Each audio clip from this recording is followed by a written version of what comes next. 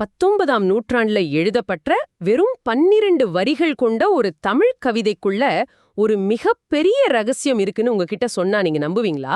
ம் நிச்சயமா பலருக்கு அது ஆச்சரியமா தான் இருக்கும். ஏன்னா மேலோட்டமா பார்க்கறப்போ அது ஒரு சாதாரண பக்தி பாடல் மாதிரி தான் தெரியும். ஆமா, கரெக்ட். ஆனா மனித மனசோட மிக ஆழமான ரகசியங்களும் இந்த பிரபஞ்சத்தோட எல்லையற்ற பௌதிக அமைப்பும் எப்படி ஒன்னோட ஒன்னு பின்னி பிணைஞ்சிருக்கு அப்படிங்கிறதுக்கான ஒரு முழுமையான ப்ளூ பிரிண்ட் அதுல மறைஞ்சிருக்கு. சொல்லப்போனா குவாண்டம் இயற்பியல், நரம்பியல் மாதிரி நவீன அறிவியல்கள் இன்னைக்கு தடுமாறிட்டு இருக்கிற பல கேள்விகளுக்கு இதுல விடை இருக்கு. அதாவது உணர்வுக்கும் யதார்த்தத்துக்கும் இடையிலான தொடர்பு என்ன அப்படிங்கிற கேள்விக்கு அந்த வரிகள் மிக துல்லியமான ஒரு தத்துவ வரைபடத்தை முன்வைக்குது. இன்னைக்கு நம்மளோட இந்த ஆழமான தேடல் முழுக்கவே அந்த வரைபடத்தை பத்தி தான் இருக்க போகுது. சரியா சொன்னீங்க. வள்ளலார் எழுதிய அருட்பெருஞ்சோதி அகவலில் இருக்கிற 264 முதல் 267 வரையிலான வரிகள் தான் அந்த மூல ஆதாரம். கண்டிப்பா இந்த வரிகள்ல திரும்ப திரும்ப ஒலிக்கிற அருட்பெருஞ்சோதி அப்படிங்கிற அந்த பேரொளி அகம், அகப்புறம், புறம், அப்புறம் புறப்புறம்னு 4 பரிமாணங்கள்ல எப்படி பயணிக்குது அப்படிங்கிற ரகசிய தத்துவ படிக்கட்டுகளை உங்களுக்காக படிப்படியா உடைச்சு புரிஞ்சுக்கிறது தான் இன்னைக்கு நம்ம நோக்கம். இந்த வரிகளை வெறும் பக்தி இலக்கியம்னு சுருக்கிட முடியாதுங்கிறது தான் இதுல இருக்கிற சுவாரஸ்யமே. இத ஒரு உளவியல் நிபுணரோ இல்ல ஒரு கோட்பாட்டு இயற்பியலாளரோ படிச்சாங்கன்னா அவங்க இதுல பாக்குறது மனித உணர்வின் அடுக்குகள் வழியே பயணிக்கிற ஒரு கால இயந்திரத்தை தான். வாவ், கால இயந்திரமா? கேட்கவே ரொம்ப இன்ட்ரெஸ்டிங்கா இருக்கே. ஆமா, அடம் அதாவது உள்ளே அப்படிங்கிறதுக்கும் புறம் அதாவது வெளியே அப்படிங்கிறதுக்கும் இடையில நாம ஒரு பெரிய இரும்பு கோட்டை இருக்கிறதா நம்பிட்டு இருக்கோம். ஆனா அந்த ரெண்டுக்கும் இடையே செயல்படுறது ஒரே ஒரு அடிப்படை ஆற்றல் தான் அப்படிங்கிறத இந்த வரிகள் ரொம்ப ஆழமா நிறுவுது. அந்த அடிப்படை ஆற்றலைத்தான் வள்ளலார் அருட்பெருஞ்சோதி அப்படின்னு சொல்றாரு இல்லையா? சரி, அந்த பயணத்தை நம்ம மனித மனசோட மிக ஆழமான புள்ளிலிருந்தே தொடங்குவோம். முதல் 4 வரிகள் என்னை ரொம்பவே சிந்திக்க வச்சது. சொல்லுங்க, அந்த வரிகளை எப்படி புரிஞ்சுக்கிட்டீங்க? அதாவது அகநடு புறத்தலை அருட்பெருஞ்சோதி, அணைந்தக புறக்கடை அருட்பெருஞ்சோதி, அகலிடை வகுத்த அருட்பெருஞ்சோதி, அகநடு வதனால் அருட்பெருஞ்சோதி, இப்படி போகுது அந்த வரிகள். ஆமா, ரொம்ப சக்தி வாய்ந்த வரிகள் இது. இதுல பாத்தீங்கன்னா அகநடு அதாவது நமது உள்ளத்தோட அல்லது உணர்வோட மிக ஆழமான மையத்திலிருந்து ஒரு ஒளி தொடங்கி புறத்தலை எனப்படும் வெளிப்புற யதார்த்தத்தின் உச்சி வரை செல்றதா சொல்லப்பட்டிருக்கு. கரெக்ட். மையத்திலிருந்து எல்லை வரைக்குமான ஒரு பயணம். எனக்கு இது எப்படின்னு தோணுதுன்னா, ஒரு சின்ன விதைக்குள்ள ஒரு பிரம்மாண்டமான மரம் மறைஞ்சிருக்கிற மாதிரி இருக்கு. அந்த பேரொளி நமது உணர்வின் மிகச்சிறிய மையமாகவும் இருக்கு, அதே சமயம் நமது யதார்த்தத்தோட மிகப்பெரிய எல்லை கோடாகவும் இருக்கு. என்னோட இந்த ஒப்பீடு சரியா? ஓ, நீங்க சொல்ற அந்த விதை உதாரணம் ஒரு வகையில சரிதான். அந்த சாத்தியக்கூறுகளை விளக்குறதுக்கு அது நல்லாவே பொருந்தும். ஆனா நான் இதை இன்னும் கொஞ்சம் ஆழமா பார்க்கறேன். அந்த விதை உதாரணத்துல ஒரு சின்ன குறைபாடு இருக்கு. அப்படியா? என்ன குறைபாடுன்னு சொல்ல முடியுமா? இப்போ ஒரு விதை மரமா வளரும்போது அது ஏற்கனவே இருக்கிற ஒரு பௌதிக இடத்துக்குள்ள, அதாவது ஒரு ஸ்பேஸுக்குள்ள வளருது இல்லையா? ஆமா, நிலத்தில இருந்து ஆகாயத்தை நோக்கி வளருது. ஆனா இங்க அகலிடை வகுத்த அருட்பெருஞ்சோதி அப்படிங்கிற வரிய கவனிங்க. அகலிடை அப்படின்னா ஒரு அகன்ற பிரம்மாண்டமான வெளி. அந்த உள்மையத்துக்கும் வெளி உச்சிக்கும் இடையே அந்த ஒளி அந்த மாபெரும் வெளியையே புதிதாக உருவாக்குது. ஓ, ஒரு நிமிஷம். வெளியேயே புதுதா உருவாக்குதா? நிச்சயமா. அதாவது அந்த ஒளி வெறுமனே விரிவடையல. அதுதான் நாம வாழும் அந்த ஸ்பேஸ் அப்படிங்கிற வெளியையே கட்டமைக்குது. இது முற்றிலும் ஒரு பிரம்மாண்டமான தத்துவ பாய்ச்சல் தான் சொல்லணும். ஓஹோ, நீங்க சொல்றத பார்த்தா நமது உணர்வின் உள்மையம் அப்படிங்கிறது வெறும் ஒரு பார்வையாளன் கிடையாது, அதுவே இந்த வெளி உலகத்தை அந்த பரவழிய படைக்கிற ஒரு ப்ராஜெக்டர் மாதிரி செயல்படுதுன்னு சொல்றீங்களா? மிகச்சரியா பிடிச்சிட்டீங்க. அதுதான் அகநடுவதனால் அருட்பெருஞ்சோதி அப்படிங்கிற வரியோட உண்மையான அர்த்தம். அகநடுவதனால், அதனாலேயே உருவாகுது. கரெக்டா? எக்ஸாக்ட்லி. அகநடுவனடாம் அப்படின்னா அந்த உள்மையத்தின் காரணமாகவே, அதனாலேயே இந்த முழு ஒளியும் முழு யதார்த்தமும் இயங்குதுன்னு அர்த்தம். உள்ளே இருக்கிற அந்த மையம் இல்லைன்னா வெளியே தெரிகிற இந்த பிரம்மாண்டமான வெளியும் இல்லை. இத கேட்கும்போதே தலை சுத்துற மாதிரி இருக்கு. ஆமா, இதை நாம நரம்பியல் ரீதியாகவோ இல்ல உளவியல் ரீதியாகவோ பார்த்தோன்னு வைங்க, நாம பார்க்குற உலகம் அப்படிங்கிறது நமக்கு வெளியே எங்கேயோ தன்னிச்சையா இயங்கிட்டு இருக்கிற ஒண்ணு கிடையாது. அப்புறம் வேற என்னவா இருக்க முடியும்? அது நமது ஆழ்மனதோட மையத்திலிருந்து முகிழ்த்தெழும் ஒரு விரிவான காட்சி தான். நம்மளோட உணர்வு தான் அந்த யதார்த்தத்தையே கட்டமைக்குது. இது உண்மையிலே வியப்பா இருக்கு.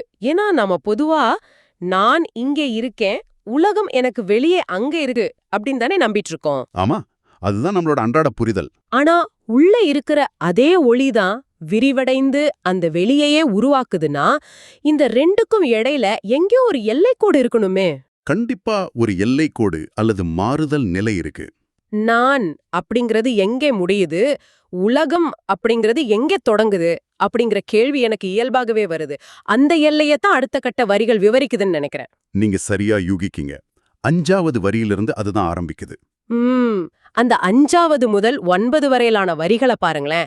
அகப்புற நடுவை அருட்பெருஞ்சோதி, அகமர வகுத்த அருட்பெருஞ்சோதி, அகப்புற நடுவால் அருட்பெருஞ்சோதி, அணிப்புற நடுவை அருட்பெருஞ்சோதி, அகப்பட வமைத்த அருட்பெருஞ்சோதி. இதுல ரொம்ப முக்கியமான வார்த்தைகள் ஒளிஞ்சிருக்கு. ஆமா, இதுல அகப்புறம் அப்படிங்கிற அந்த பகுதி வருது. இது எனக்கு எப்படி தோணுதுன்னா, ஒரு வீட்டின் வாசற்படியில நிக்கிற மாதிரி இருக்கு. வாசற்படியா? எப்படி சொல்றீங்க? அதாவது நாம முழுமையா வரவேற்பறையிலயும் இல்ல, அதே சமயம் முழுமையா தெருவுலயும் இல்ல.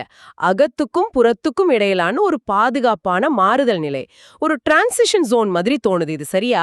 அந்த வீட்டின் வாசற்படி அப்படிங்கிற ஒப்பீடு கேட்கறதுக்கு ரொம்ப எளிமையா இருக்கு. ஆனா அதுல ஒரு சின்ன முரண்பாடு இருக்கு. முரண்பாடா? என்னன்னு சொல்லுங்களேன். வாசற்படி அப்படிங்கிறது நிலையான ஒரு இடம். நீங்க நினைச்சா உள்ள வரலாம், நினைச்சா வெளியே போகலாம். ஆனா அகப்புறம் அப்படிங்கிறது அப்படிப்பட்ட ஒரு பாதுகாப்பான இடமே கிடையாது. ஓ, பாதுகாப்பான இடம் இல்லையா? பின்ன அது என்னவா இருக்கும்? அது ஒரு தீவிரமான ஆக்ரோஷமான நிகழ்வு நடக்கிற ஒரு களம். அகமர வகுத்த அருட்பெருஞ்சோதி அப்படிங்கிற வரிய உற்று நோக்குங்க. அகமர அப்படின்னு என்ன அர்த்தம் தெரியுமா? அகம் அற, அகம் அழியிறதுன்னு அர்த்தமா? ஆமா, உள்ளே இருக்கிற எல்லைகள், அதாவது நமது ஈகோ, நான் அப்படிங்கிற குறுகிய அடையாள உணர்வு முழுமையா அழிஞ்சு போடுதுன்னு அர்த்தம். நீங்க வாசற்படியில சும்மா நிக்கல, உங்களை சுற்றியுள்ள சுவர்களும் அந்த வாசற்படியுமே சேர்ந்து எரியுதுன்னு சொல்லலாம். ஒரு நிமிஷம், சுவர்களே எரியுதா? இது கொஞ்சம் பயமுறுத்துதே. அதாவது நான் அப்படிங்கிற தனிப்பட்ட அடையாளம் அழிவதைத்தான் அந்த அகமர அப்படிங்கிற வார்த்தை குறிக்குதா? கண்டிப்பா அந்த அடையாள அழிவு தான் அங்க நடக்குது. ஆனா அந்த ஈகோ அல்லது நான் அப்படிங்கிற உணர்வு தானே நம்மள இங்க பௌதிக உலகத்துல பாதுகாக்குது.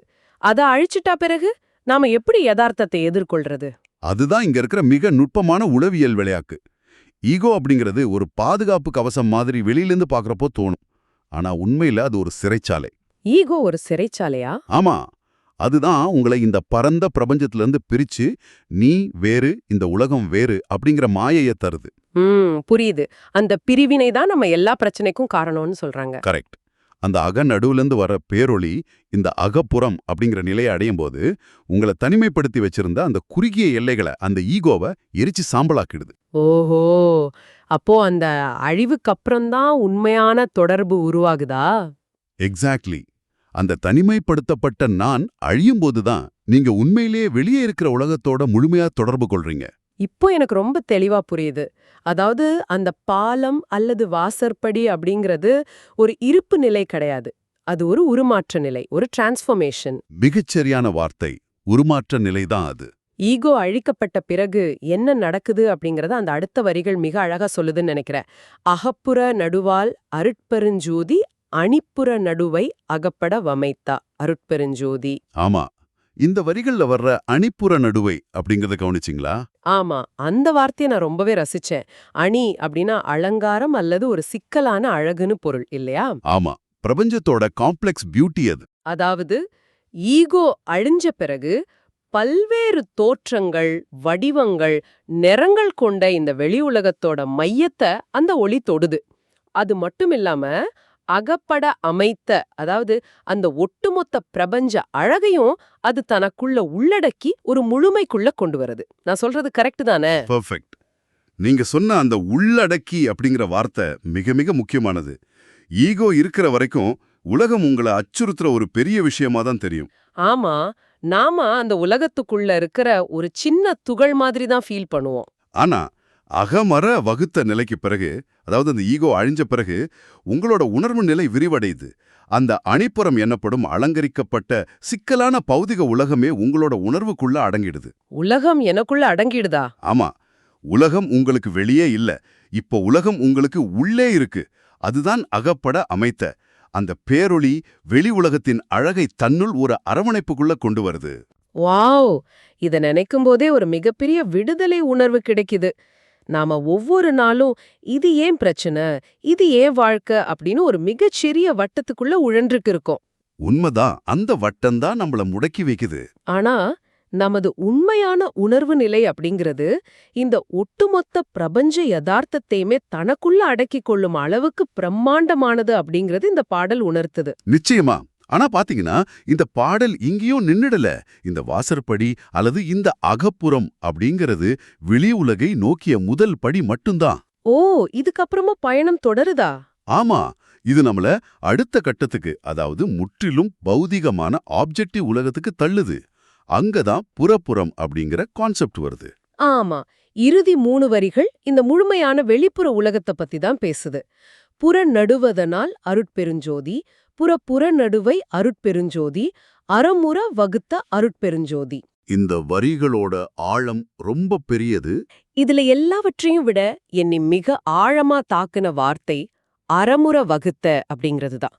வெளி மையத்திலிருந்து முற்றிலும் வெளிப்புறமான புற நடுவரை அந்த ஒளி பரவுது. அதாவது நாம வாழ்ற இந்த மேஜை, நாற்காணி, நட்சத்திரங்கள், ஆமா, விண்மீன் திரள்கள்னு எல்லாமே அடங்கிய அந்த பௌதிக யதார்த்தம். ஆனா இந்த ஒளி வெளி உலகத்தை ஏதோ தற்செயலாகவோ குருட்டுத்தனமாகவோ படைக்கல. அது அறமுற வகுத்த, அதாவது மிக சரியான ஒழுங்குடன் அறத்தோட அடிப்படையில அது அமைச்சிருக்கு. இங்கதான் அறிவியலும் தத்துவமும் சந்திக்கிற ஒரு மிகப்பெரிய புள்ளி இருக்கு. நாம பொதுவா இந்த பௌதிக பிரபஞ்சத்தை எப்படி பார்க்கறோம்? அது உயிரற்ற பொருட்களால் ஆனதுன்னு தானே நினைக்கிறோம். கரெக்ட். வெறும் குருட்டுத்தனமான ஈர்ப்பு விசை, மின்காந்த விசை மாதிரியான பௌதிக விதிகளால மட்டுமே இயங்குதுன்னு நினைக்கிறோம். ஆனா இந்த வரிகள் என்ன சொல்லுதுன்னா, அந்த பௌதிக உலகத்தின் கடைக்கோடி எல்லை கூட அறம் எனப்படும் ஒரு தார்மீக கணிதபூர்வமான ஒழுங்கின் அடிப்படையில தான் கட்டமைக்கப்பட்டிருக்குன்னு சொல்லுது. இத நான் இப்படி ஒரு கோணத்துல கற்பனை செஞ்சு பார்க்கறேன். அகம், அகப்புறம், புறம், புறப்புறம் அப்படிங்கிற இந்த வரிசையான விரிவடைதலை பார்க்கும்போது எனக்கு ஒரு அமைதியான குளத்துல கல் எறியும் போது உருவாகிற அலைகள் தான் ஞாபகத்துக்கு வருது. Ripples in a pond. நல்ல கற்பனை. சொல்லுங்க. மையத்துல கல் விழும் புள்ளிதான் அகநடு. அதிலிருந்து உருவாகிற முதல் வட்டம் தான் அகப்புறம். அப்புறம் அது விரிவடைஞ்சு புறமாகுது. கடைசியா குளத்தோட கரையத்தோடும் அந்த மிகப்பெரிய அலைதான் புறப்புறம். மையத்துல இருக்கிற அதே ஆற்றல் தான் கடைசி அலை வரை பயணிக்குது. என்னோட இந்த ஒப்பீடு பொருந்துதா? உங்க அலைகளோட ஒப்பீடு அந்த மைய ஆற்றல் எப்படி விரிவடையுது அப்படிங்கறத புரிஞ்சுக்க ரொம்பவே உதவுது. ஆனா நீங்க சொல்ற அந்த ஒப்பீட்லயும் ஒரு சின்ன குறை இருக்கு. அப்படியா? அது என்ன குறைன்னு தெரிஞ்சுக்கலாமா? பொதுவா ஒரு குளத்துல உருவாகிற அலைகள் மையத்துல இருந்து விலகி செல்ல அவற்றின் ஆற்றல் குறைஞ்சிட்டே வரும் இல்லையா?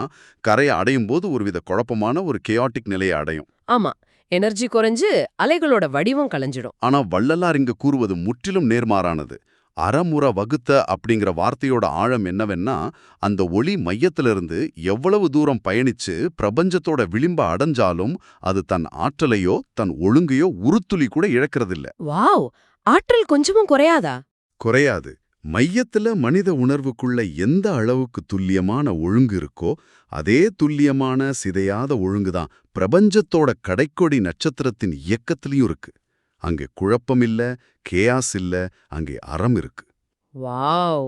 இது உண்மையிலேயே மனச உலுக்குற ஒரு சிந்தனை. மனித மனசோட ஆழத்துல இருக்கிற அகநிலைக்கும் பிரபஞ்சத்தோட விளிம்புல இருக்கிற புறநிலைக்கும் இடையே உள்ள வேறுபாட்டையே இது முற்றிலுமா தொடை தெரியுது. அதுதான் இதோட சிறப்பே. நமது உள்மனச ஆளும் அதே ஒளி, அதே தார்மீக ஒழுங்குதான் முற்றிலும் வெளிப்புறமான பௌதிக உலகத்தோட புவியீர்ப்பு விசையாகவும் கோள்களின் சுழற்சியாகவும் இருக்குன்னு சொல்லும்போது நாம் வேறு, இந்த பிரபஞ்சம் வேறு அப்படிங்கிற எண்ணமே அடிபட்டு போகுது. அதுதான் இந்த 12 வரிகளோட உச்சகட்ட தத்துவம். அகத்திலிருந்து தொடங்கி புறப்புறம் வரை செல்வது அப்படிங்கிறது ஒரு இடத்திலிருந்து இன்னொரு இடத்துக்கு செல்ல பயணம் கிடையாது. பின்னது என்ன? அது ஒரே பேரொளியின், ஒரே இருப்பின் வெவ்வேறு பரிமாணங்கள். அந்த ஒளியோட தன்மை மாறவே இல்லை. அது உள்ள இருக்கும்போது உணர்வு அப்படின்னு அழைக்கப்படுது, வெளியே இருக்கும்போது பௌதீக யதார்த்தம் அப்படின்னு அழைக்கப்படுது.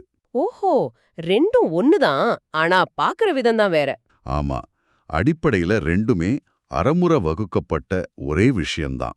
இதை விட ஒரு சிறப்பான ஒருங்கிணைந்த கோட்பாட்டை, ஒரு யூனிஃபைடு ஃபீல்டு தியரிய நாம வேற எங்கேயாவது பார்க்க முடியுமான்னு எனக்கு தெரியல. உள்ள இருக்கிற அந்த சின்ன விதை போன்ற அக நடுவுல இருந்து ஈகோ எரிஞ்சு சாம்பலாகும் அகப்புறம் வழியா பிரபஞ்சத்தின் முழுமையான அழகை உள்ளடக்கிய புறம் தாண்டி இறுதி பௌதீக எல்லையான புறம் வரை எல்லாமே எந்த ஒரு குழப்பமும் இல்லாம ஒரே அறத்தின் அடிப்படையில இயங்குது. துல்லியமா சொன்னீங்க. இந்த தொடர்ச்சியான இணைப்பு உணர்வதுதான் மனித அறிவாற்றலோட உச்சகட்ட புரிதலா இருக்க முடியும். இந்த வரிகள் ஒரு வரைபடம் மட்டுமல்ல, அது நாம பிரபஞ்சத்தை பார்க்கிற விதத்தையே மாற்றி அமைக்கிற ஒரு கண்ணாடி. இத வச்சு பார்க்கும்போது இத கேட்டுக்கிட்டு இருக்கிற உங்களுக்கும் எனக்கும் ஒரு மிகப்பெரிய கேள்வி எழலாம். நம்ம பல நேரங்கள்ல எனக்குள்ள இருக்கிற மனப்போராட்டங்களுக்கும் வெளியே நடக்கிற உலக பிரச்சனைகளுக்கும் எந்த சம்பந்தமுமே இல்ல அப்படின்னு நினைக்கிறோம். ஆமா, அது ஒரு தனி உலகமா நம்ம நினைக்கிறோம். என் கோவம், என் விரக்தி, என் குழப்பம் எல்லாமே எனக்குள்ளேயே முடங்கிடும்னு நம்புறோம். ஆனா இன்னைக்கு நம்மளோட இந்த தேடல் நமக்கு உணர்த்துறது என்னவென்னா, அப்படிப்பட்ட ஒரு பிரிவு நிஜத்திலேயே இல்ல அப்படிங்கிறது தான். ரொம்ப ஆழமான உண்மை இது. உங்க மனசோட மையத்துல இருக்கிற அதே அறத்தின் ஒழுங்குதான் இந்த பிரபஞ்சத்தோட பௌதீக விதிகளையும் இயக்குது அப்படின்னா, உங்களுக்கும் பிரபஞ்சத்துக்கும் இடையில ஒரு சுவரோ அல்லது வாசற்படியோ கிடையாதுன்னு தெளிவாகுது. கண்டிப்பா நாம எல்லாரும் அந்த பேரோலியோட ஒரு அங்கம்தான். அப்படின்றால் நீங்க எடுக்கிற ஒவ்வொரு குழப்பமான முடிவும், உங்க மனசுல எழும் ஒவ்வொரு எதிர்மறை எண்ணமும் உங்க அன்றாட வாழ்க்கையை மட்டும் கெடுக்கல, அது நேரா இந்த பிரபஞ்சத்தோட கட்டமைப்பிலேயே ஒரு சின்ன அதிர்வை, ஒரு குழப்பத்தை ஏற்படுத்துதுன்னு சொல்லலாமா? நிச்சயமா அந்த அதிர்வு பிரபஞ்சம் முழுக்க பரவுது. நீங்க இந்த பிரபஞ்சத்துல வெறும் ஒரு பயணி கிடையாது. உங்க மனசோட ஒவ்வொரு அசைவின் மூலமும் இந்த ஒட்டுமொத்த பிரபஞ்சத்தோட தார்மீக ஒழுங்கையும் பௌதிக யதார்த்தத்தையும் ஒவ்வொரு நொடியும் நீங்க தான் எழுதிக்கிட்டு இருக்கீங்க. எவ்வளவு பெரிய பொறுப்பு இது பாத்தீங்களா? ஆமா, ரொம்ப பெரிய பொறுப்பு. அப்படி பார்த்தா உங்க அகநடுவுல இருந்து நாளைக்கு நீங்க எதை உலகத்துக்கு தரப்போறீங்க, நாளைக்கான பிரபஞ்சத்தை எந்த அறத்தோட அடிப்படையில நீங்க எழுத போறீங்க, எங்கேயோ இருக்கிற பிரபஞ்சத்துக்கும் உங்களுக்குமான எல்லைய இன்னைக்கு நீங்க எங்க வரையறுக்க போறீங்க, கொஞ்சம் சிந்திச்சு பாருங்க. மீண்டும் ஒரு தேடலில் சந்திப்போம்.